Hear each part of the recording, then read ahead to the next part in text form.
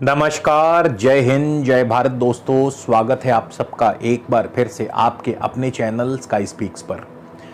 तो आज हम बात करेंगे मेष लगन के लिए सितंबर 2022 कैसा रहेगा। यानी जिन भी जातकों का जन्म मेष लगन में हुआ है तो आपके लिए आने वाला महीना कैसा होगा, किस ग्रह की दशा अंतरदशा आपको क्या फल देने वाली है और किस ग्रह की दशा अंतरदशा में आपको किन चीज़ों से सावधान रहना है, क्या करना है और क्या नहीं करना है। ये जो गोचर फल आपको हम बताते हैं, इससे फ़ायदा क्या होता है कि आप आने वाले समय को पहले से भांप लें और उसके अनुसार अपना आने वाला प्लानिंग जो है वो कर पाएं। और इसके अलावा यदि आप मुझसे किसी भी प्रकार का निजी ज्योतिषीय परामर्श लेना चाहते हैं, स्क्रीन पर मेरा व्हाट्सएप नंबर दिया है या फिर हमारी वेबसाइट है www.skyspeaks.in। आप हमारी वेबसाइट या व्हाट्सएप नंबर के माध्यम से हमसे संपर्क कर सकते हैं, परामर्श ले सकते हैं, मगर शुल्क लागू रहेंगे। तो सबसे पहले फटाफट ग्रहों की चाल जान ले। राहु आपके लगन में ही है, मेष राशि में लगन में बैठे हैं। मंगल द्वितीय भाव में धन भाव में है, वृषभ राशि में। सूर्य एवं शुक्र पंचम भाव में है। सूर्य 17 सितंबर को, शुक्र 24 सितंबर को छठे भाव में कन्या राशि में चले जाएंगे। बुध वहां पहले से मौजूद है, बुध अपनी उच्च राशि में है, कन्या राशि। केतु आपके सप्तम भाव में है, तुला राशि में। शनि आपके दशम भाव मकर राशि में, किंतु वक्री हैं। बृहस्पति 12वें स्थान में मीन राशि अपनी राशि में है, वक्री हैं। सबसे पहले हम लग्नेश से ही शुरुआत करेंगे कि लगन के स्वामी मंगल की जिन भी जातकों को, यानी मेष लगन वालों को जिनको इस समय मंगल की महादशा अंतरदशा या प्रत्यंतर दशा चल रही है, तो लग्नेश की दशा आपके लिए कैसा और क्या फल दे सकती है।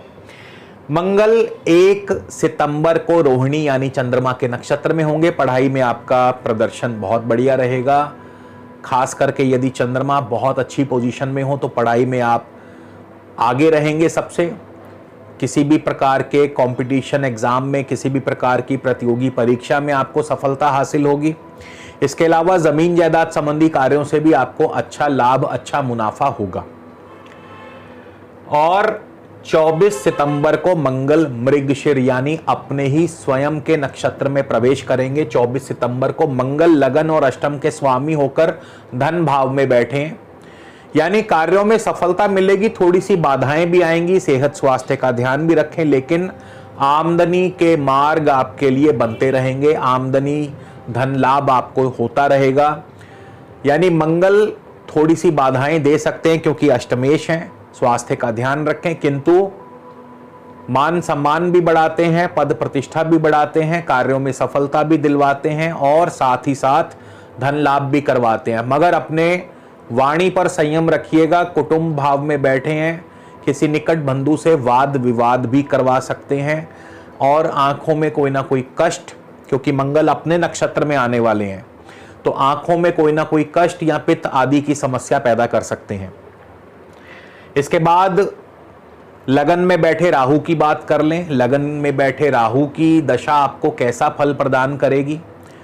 राहु भी मंगल की ही राशि में है, तो राहु भी मंगल की भांति फल देंगे। जो अभी मैंने आपको बताया मंगल के बारे में, वही सब फल राहु अपनी दशा अंतरदशा में देंगे। लेकिन एक स्टेप और बढ़े तो राहु शुक्र के नक्षत्र में है, भरणी नक्षत्र में। शुक्र धनेश भी हैं, सप्तमेश भी हैं और शुक्र पंचम भाव में रहेंगे 24 सितंबर तक।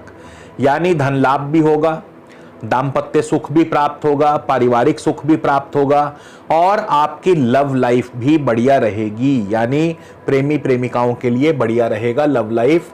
शेयर मार्केट से लाभ मिल सकता है। कला आदि क्षेत्रों से जो लोग कला से जुड़े हैं, कलात्मक कार्यों से जुड़े हैं, आर्टिस्टिक चीज़ों से जुड़े हैं, उनके लिए भी बहुत बढ़िया शुभ फल रहेगा। यानी कला आदि क्षेत्रों से लाभ होगा।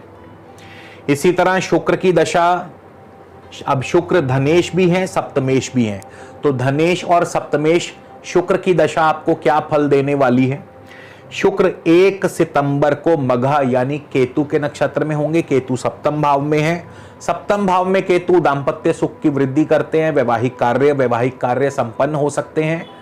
और इसके अलावा 11 सितंबर को शुक्र पूर्वा फाल्गुनी स्वयं के नक्षत्र में जाएंगे।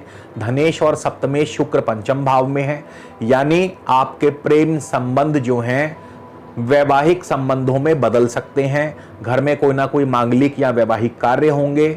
कला आदि क्षेत्रों से आपको अच्छा धन लाभ होगा, क्योंकि शुक्र स्वयं अपने नक्षत्र में और पंचम भाव में है। तो शुक्र का सीधा संबंध कला से है, तो कलात्मक कार्यों से, आर्टिस्टिक चीज़ों से, आर्ट्स, कला, कल्चर, साहित्य, इन क्षेत्रों से अच्छा लाभ होगा। 21 सितंबर को शुक्र उत्तरा फाल्गुनी सूर्य के नक्षत्र में, सूर्य पंचमेश होकर के छठे भाव में उच्च के बुध के साथ है, यानी नौकरी में तरक्की और परिवर्तन दोनों के सूचक हैं। नौकरी में परिवर्तन भी हो सकता है, लेकिन ये परिवर्तन तरक्की के साथ होगा। नौकरी में अनुकूलता प्रदान करते हैं, नौकरी नहीं है तो नौकरी दिलवा भी सकते हैं। तो शुक्र की दशा के बाद सूर्य की बात कर ले। पंचमेश सूर्य की दशा आपको कैसा और क्या फल देने वाली है? तो सूर्य 1 सितंबर को पूर्वा फाल्गुनी शुक्र के ही नक्षत्र में होंगे। धनेश सप्तमेश शुक्र पंचम भाव में, जैसा कि मैं पहले ही बता चुका हूं। तो यहाँ पे शुक्र संतान की वृद्धि करते हैं, संतान सुख की प्राप्ति करवाते हैं। लव लाइफ आपकी बढ़िया चलती है, प्रेमी प्रेमिकाओं का मिलन होगा, कला आदि क्षेत्रों से आपको लाभ मिलेगा। इसके बाद 13 सितंबर को सूर्य उत्तरा फाल्गुनी स्वयं अपने नक्षत्र में प्रवेश करेंगे। पंचमेश सूर्य पंचम भाव में आपको हर प्रकार से संतान की वृद्धि और तरक्की, संतान की प्रगति में सहायक होंगे। शेयर मार्केट से भी अच्छा लाभ होगा। और इसके अलावा पंचम भाव जो है आपके सरकारी कार्य भी संपन्न होंगे। नौकरी में परिवर्तन के भी सूचक हैं, नौकरी में परिवर्तन भी हो सकता है, लेकिन यह परिवर्तन आगे चल करके शुभ रहेगा। 27 सितंबर को सूर्य हस्त यानी चंद्रमा के नक्षत्र में चले जाएंगे। जमीन जायदाद संबंधी कार्य आपके सफल होंगे। पढ़ाई में विद्यार्थियों का प्रदर्शन बहुत बढ़िया रहेगा। इसी तरह बुध की बात कर लें। बुध आपको कैसा और क्या फल देने वाले हैं, यानी तृतीयेश और षष्ठेश बुध की दशा आपको कैसा फल देगी? बुध 1 सितंबर को हस्त यानी चंद्रमा के नक्षत्र में होंगे। जमीन जायदाद संबंधी कार्यों से आपको लाभ होगा। इसके अलावा शिक्षा के क्षेत्र में आपका प्रदर्शन बहुत बढ़िया रहेगा, पढ़ाई में आपका प्रदर्शन बहुत बढ़िया रहेगा। फिर 19 सितंबर को बुध चले जाएंगे उत्तरा फाल्गुनी सूर्य के नक्षत्र में, और सूर्य भी छठे भाव में बुध के साथ उच्च के बुध के साथ बैठे होंगे। तो 19 सितंबर से नौकरी में परिवर्तन और तरक्की दोनों हो सकती है। नौकरी नहीं है तो नौकरी मिल जाएगी। शत्रु आपके सामने दबे रहेंगे, और इसके अलावा ऋण आदि की सुविधा भी आपको प्राप्त हो सकती है। केतु आपके सप्तम भाव में है, तो केतु की दशा अंतरदशा कैसा फल देगी? केतु सप्तम भाव में दाम्पत्य सुख बढ़ाते हैं, लेकिन किसी किसी के लिए सप्तम भाव में केतु नोक झोंक भी पैदा करते हैं। पार्टनर की सेहत का ध्यान रखिए। शत्रु वर्ग आपको परेशान करेगा, यानी आपके विरोधी आपको परेशान कर सकते हैं। केतु शुक्र की राशि में है। धनेश और सप्तमेश शुक्र पंचम भाव में है। बहुत ही शुभ फल, कलात्मक कार्यों से लाभ होगा, कला आदि के क्षेत्र से लाभ होगा, और व्यापार की वृद्धि भी करते हैं। इसके अलावा लव लाइफ बढ़िया चलेगी। घर में कोई ना कोई मांगलिक कार्य या वैवाहिक कार्य संपन्न होंगे। गुरु के नक्षत्र में है, गुरु 12वें स्थान में वक्र होकर के पड़े हैं। आपके विदेशी व्यापार को प्रभावित करते हैं, आपके फॉरेन सेटलमेंट में बाधा डाल सकते हैं, लंबी दूरी की यात्रा में बाधा डाल सकते हैं। तो अभी केतु का मिश्रित सा मिला जुला फल प्राप्त होगा। शनि की बात कर लें तो आपके दशमेश और लाभेश शनि आपको कैसा फल देंगे अपनी दशा अंतरदशा में?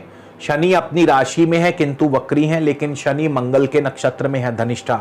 लगन और अष्टम भाव के स्वामी मंगल आपके द्वितीय भाव में है, तो शनि भी मंगल का ही फल प्रदान करेंगे, यानी मान सम्मान की वृद्धि भी होगी, कोशिशों द्वारा कार्यों में सफलता भी होगी। स्वास्थ्य का ध्यान रखना होगा।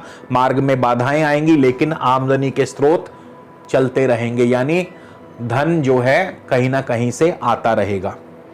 इसी तरह गुरु अपनी राशि में 12वें स्थान में है, वक्र अवस्था में है। अब देखिए गुरु यहाँ पे स्वयं वक्री हैं। भाग्येश और द्वादशेश गुरु स्वयं वक्री हैं।